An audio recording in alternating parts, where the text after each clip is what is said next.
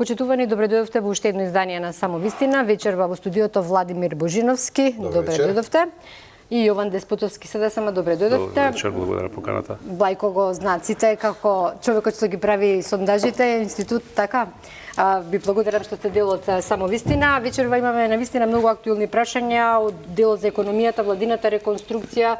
Но јас би почнала со нешто беше најактуелно денеска. Председателот на Собранието Африм Гаши беше во Софија, се сретна со неговата бугарска колешка. Му го пренесе истото што му го пренесуваат, што пренесуваат од Софија секогаш кога има средба со нашите представници, дека Македонија мора да го испорача тоа што е превземено со договорот францускиот предлог од 2022 година и да ги спроведе уставните измени ако сака почеток на преговори.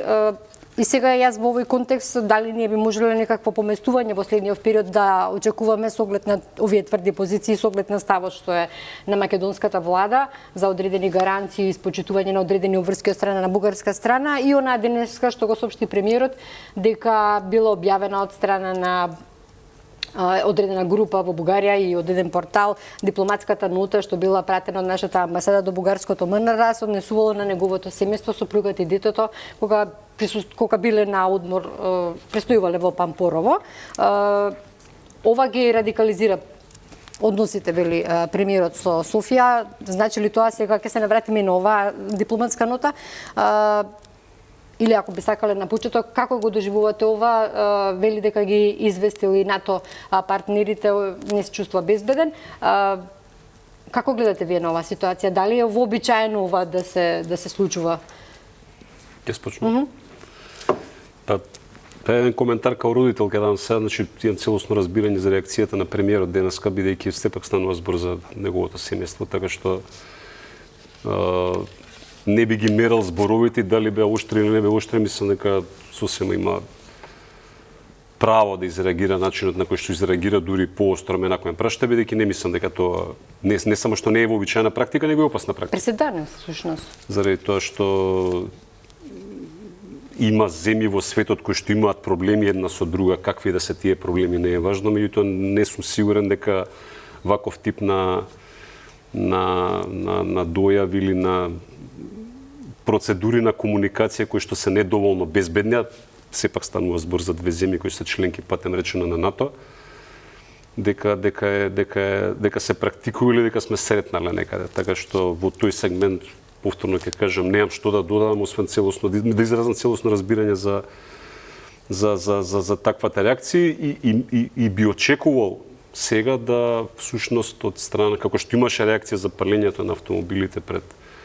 бугарската амбасада од страна на граѓанин на оваа држава поединец, како што имаше реакција од бугарската влада во тоја ситуација. Денес имаше реакција од претседателката на Не, во ред, значи очекувам иста таква реакција или одговори на ова што се случува, на овој безбедносен пропуст. Затоа што повторно ќе кажам дека не е сепак станува збор за македонска држава, македонска институција, претседателна институција, кој да е претседателна влада не е важно. И ваков тип на ризик по безбедност и објавување на ваков тип на информации сметам дека заслужуваат одговори и од страна на институциите во Република Бугарија во случај. Божиновски? Па ние имавме проблеми со Грција колку 20-30 години, па не видов дека кога било имаше таква информација за кој било наш премиер, семејство, министер и така натаму. Што значи покажува една тотална непрофесионалност. Дури ова не е ни непрофесионално затоа што очигледно е дека намерно се пуштени тие информации. Сега што и кој добива... Која е целта, мислам, целта очигледно дека има некаква намера од бугарска страна за радикализација. Затоа што ова не се прави... Зошто би го правеле? Тоа е конкретно што би била позадината? Значи, видете, прашањето е колку Бугарија всушност сака да го реши овој проблем. Затоа што едноставно македонското прашање во изминатите 6-7 години особено во Бугарија стана едно од централните прашања кое што меѓу другото служи за тотален дефокус на јавноста. Доколку се случи нешто негативно за која било влада во Бугарија, веднаш се прави дефокус на македонското прашање. Така да тоа има една добра би рекол, едно добро врамување на една сензитивна надворешна политичка тема, од која што за внатрешни потреби они можат само да добијат некаква привремена политичка корист или ако ништо друго да се поклопи некое друго значајно прашање од внатрешната политика. Така да треба реакција од наша страна, бидејќи ова не е дека некој влегол и го нашол тоа барајќи некаде документи, едноставно некој го има пролиферувано. Што се однесува до палењето на возилата, исто пак ќе кажам, не мислам дека тоа било дека на некој граѓанин му текнало и си земал автобусот и си дошол и ги запалил возилата. Очигледно дека и тука има намера некаква подлабока. И тука очекувам од нашите органи целосно да го испитаат случајот и да информираат јавноста. Затоа што искрено, знаете, секогаш наједноставниот одговор, најчесто наједноставниот одговор е вистинскиот одговор. Ја можам да разберам некој поради X причини да сака да направи некаква штета, материјална штета на у случајот возил. Но тајмингот кога се случи тоа,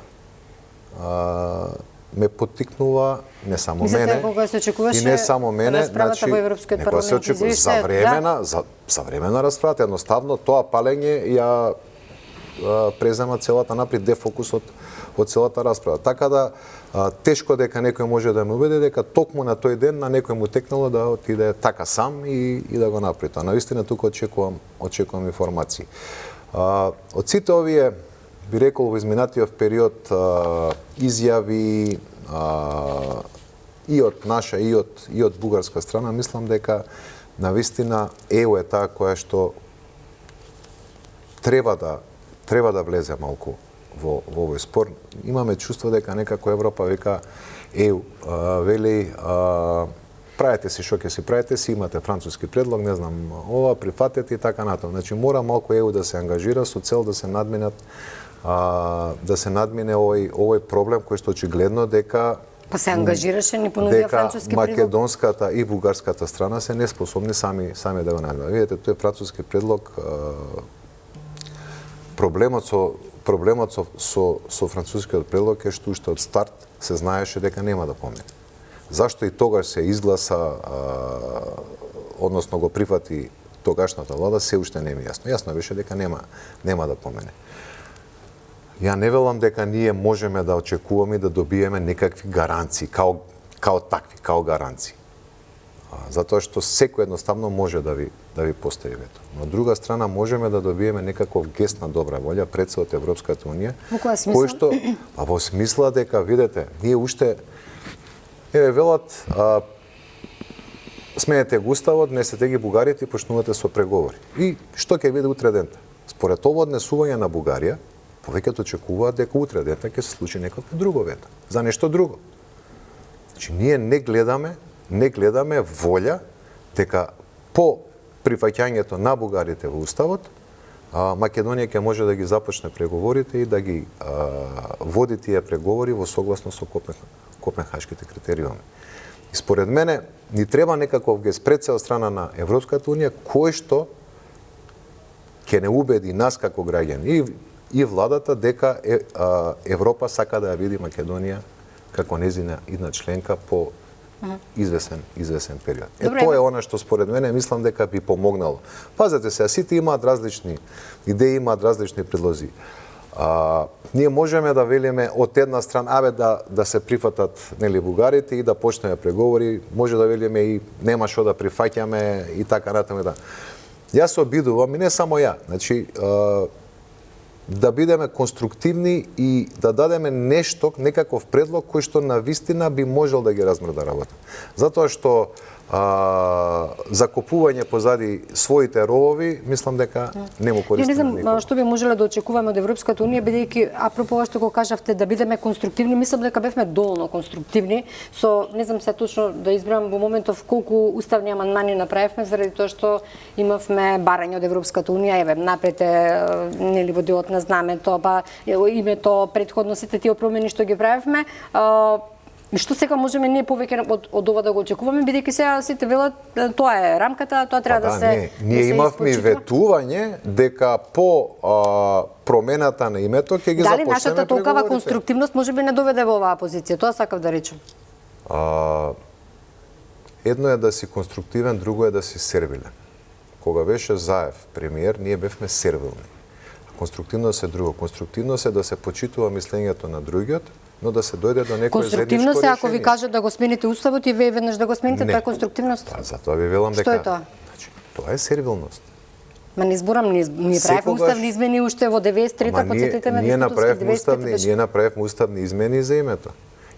И претходно правевме, се откажувавме од малцинствата, па за знамето. Добро, говориме за последната измена на уставот, каде што ни беше ветено дека ќе започнеме преговори. Тоа си има никаква поврзаност, тоа си трае. Тие преговори не ги започнавме. И затоа велам дека ги разбирам и граѓаните, и политичарите кои имаат одредена скепса дека утре нема нешто да се деси, затоа што кога се промени името, со целата штета што ја направи тоа на самото македонско ткиво, да се разбереме, после тоа требаше да почнеме преговори. Ние прво добивме, ако не се лажам, одложување од страна на Германија, демек заедно со Албанија да ги почнеме преговорите, после добивме и вето од страна на Франција и на тоа си се надоврза ова последно бугарско вето.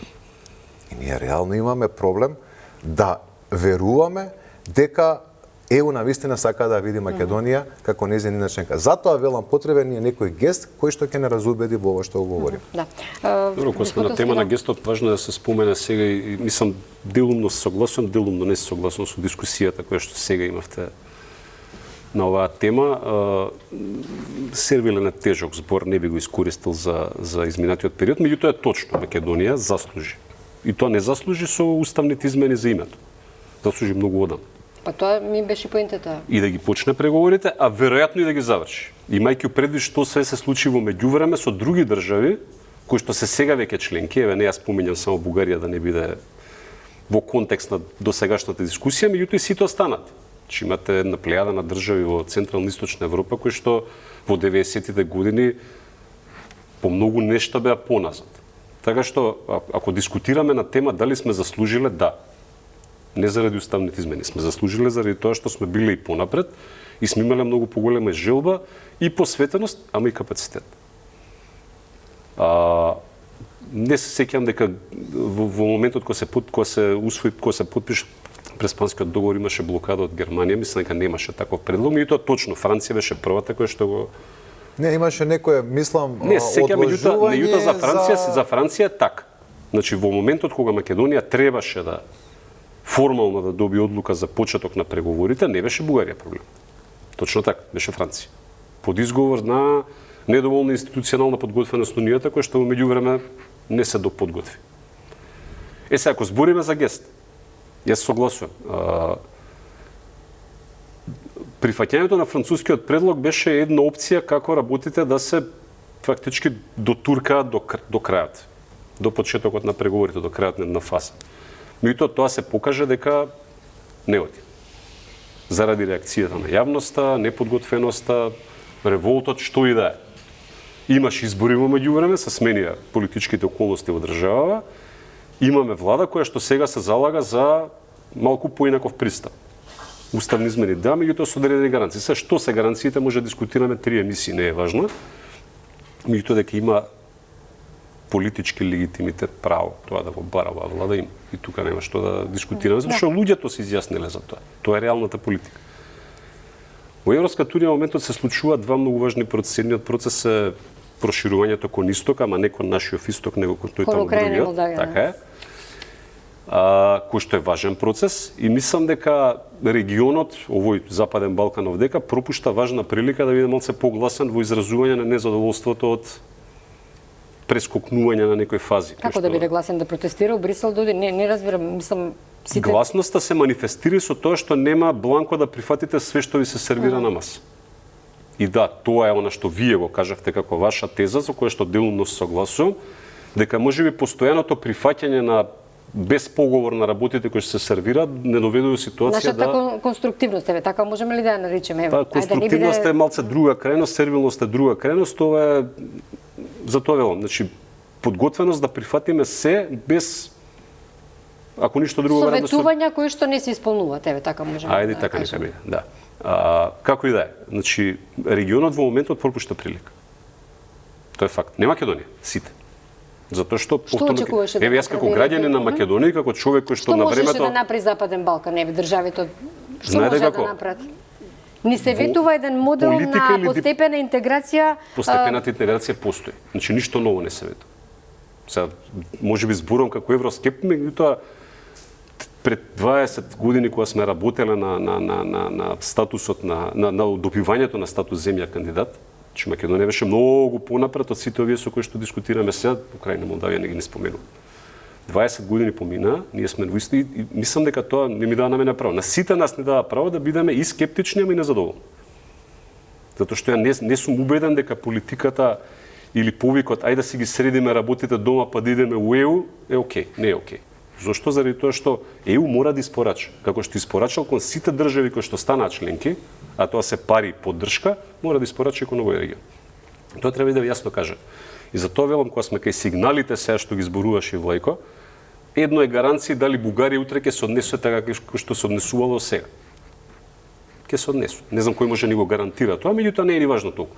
Меѓутоа паралелно со процесот на проширување кон исток, Европската унија во моментот е окупирана со едно друго крупно прашање, а тоа е 7-годишната финансиска перспектива, буџетот за периодот 28-34, што е супер важно.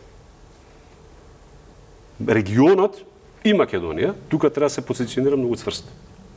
Тоа е сигнал.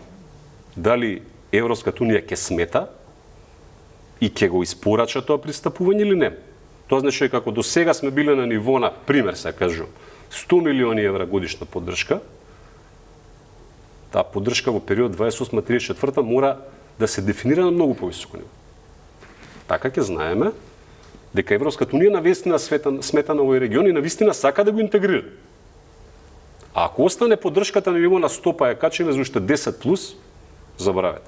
Затоа велам, сега е моментот и ако ги мериме сигналите, да, декларација политичка или усвоена во Европскиот парламент или не знам каде, дека целосно не поддржуваат и ние, значи за нас се зборува како една членка 20 години. За Турција се збори како една членка 30 години. Што не значи да во пракса. Во пракса се знае што значи за сите земји кои што станаа членки, клучната работа се парите. И дополнително на тоа поддршката, меѓутоа стручна поддршка се зборува. Затоа сакаме да. Се друго е гола, да, хартија на која што е напишано да. Сега ќе почнеме постепено, па не знам како ќе добијам. Значи, знаете како. Инаку јас морам да кажам дека правната рамка на ЕУ не го познава тоа што е предвидено во тие. Значи за да се оствари тоа што е стаено на хартија, треба да се менува правната рамка. Треба да чекаме уште 3 години. Нема потреба. Затоа велам, мора да бидеме многу погласни на овие две точки. Односно посебно на точката поврзана со парите. И парите се гест. Не, па тоа велам. Токму тоа. Има многу работи. Така ќе се мери дали се навистина посветени на регионот или не. Знаете како, особено што сега е проблем за ЕУ да настапи особено на Балканов со оној европски мерит систем, копенхашки критериуми, кој што беше би рекол во фокусот на почетокот на 2000-тите, кога влегува Чешка, Словачка и останатите држави. За каков мерит систем збориме ако Бугарија и Романија 2007 влегува многу помалку неспремно колку што сме ние сега. Најчесто одлуките ги носи Европскиот совет и тоа се политички одлуки, може и за регионов ако сакаат. Еве го сега најновото. Македонија нема почнато преговори, Украина која што е во директна војна 5 години започнува преговори. Молдавија која што не контролира дел од својата територија започнува преговори. За какви критериуми збориме ние? Тука нема воедначени критериуми. Што значи секогаш е интересот. Сега доколку е интересот, ние треба да видиме дека ЕУ интересот е насочен и кон Македонија меѓу другите, не само кон Македонија, Црна Гора, Албанија, тука Србија, Босна, Косово во некоја перспектива. Да. Тоа е. Добро, за Црна Гора вака по-оптимистички се прогнозите, сега не знам. Црна Гора беше поставена затоа што и самата ЕУ свати дека едноставно веќе никој на тој така наречен Западен Балкан не верува во тоа што го говори, бидејќи после Хрватска која што влезе на мускули 2013 година, после 13 години и Црна Гора преговара колку 15 години, 2011, 2012 ги отвори преговори. 2012 Србија исто ги отвори 2012 или 13 сега да не е. Значи, и сега, нели, за да се дае некаква перспектива, као ајде сега еве Црна Гора напредува малку повеќе, така и натаму и така натаму. Значи, што доколку не се испорача во нека под знак догледна прашалник што ќе се случува. Што доколку во нека догледна перспектива немаме сигнали дека ние сме посакувани таму да влеземе во некаква поголема брзина, да кажам, бидејќи дел од аналитичарите и овој токму принцип на постепена интеграција го доживуваат како еден процес на замрзнување на некое си проширување во Европската унија, бидејќи имаше нели најави група на земји, меѓу другото имаше и дека оние што би влегле таму па и нема да имаат право на вето, на гласање така натаму, значи членки кои што би имале. Чекај да те прашам. Што и треба значи као граѓани? Што нас не треба од ЕУ? Прво, влез во таа економска зона. Така, Европската економска заедница. Второ, Шенген, да можеме да се патуваме и да не чекаме нели по 5 сати на граници. Трето, пари. Подршка со цел нели да се развие Македонија да стане дел од европски систем. Тие работи ни требаат нас. Дали ние формално ќе бидеме или нема да бидеме? Дали ќе имаме комесар или нема да имаме? Тоа е многу помалку важно и за политичарите, а пред се за граѓаните. Помалку важно нас, веќе години наназад ни се воитува членство во Европска унија, почеток на преговори со разни услови кои што ги испорачавме сега да бидеме втори ешалон или ама не е сега втори ешалон, трети ешалон. Ако ние Што беше поентата тогаш на проширувањето ако не се сите рамноправни таму? Добро, сега можеме вака да говориме следни 30 години или можеме да видиме дали Јас го зборувам ово од аспект на тоа што ние треба да испорачаме крупни работи, сега уставни измени, тоа ми е зборот. Да видиме дали може Македонија преку исполнување на условите за влез во таа заедничка економска зона. Дали може преку исполнување на условите на Шенген зоната тие процеси да бидат тоа го каже Деспотовски, јасно дека ако сакаат може. Тие процеси да бидат независни од оние преговори, да кажеме, за полноправно членство. Меѓутоа така да ја не го гледам тоа како некаква кошница, напротив, тоа го гледам. Треба да се донесе таму одлука и за ова со консензус. Тоа го гледам како некаков аспект кој што нас како граѓани ќе ни даде една побрза перспектива на добивање на дел од оние поволности кои што ги имаат земјите членки. Тоа може да зголеми и самата, да намали фрустрацијата и да ги да ја зголеми, да го зголеми оној оптимизам кој што би се чувствувал, затоа што во моментот во Македонија, иако се уште најголем дел од граѓаните се разбира, сакат да Македонија да биде член од ЕУ. Не го гледам оној оптимизам кој што беше 2002, 2003, 2004, 2005 и да не набројувам. Значи кога навистина имаше оптимизам. Добро, ние имаме кандидатски статус од 2005 така. Од 2005, 20 години, 27. Значи го нема тоа. Вака мислам дека тој оптимизам ќе може. Ќе запаметам таа прослава на плоштадот во Скопје. Имаше многу снег. Да, буквално до колена и дури повеќе. Знаеш како сите но сите не се грижаа за снегот, мислеа дека готово ние веќе почнавме преговори. Да, меѓутоа одлуката се донесе само за подсетување, одлуката се донесе во 3 часот наутро, на Европски совет беше средина на декември.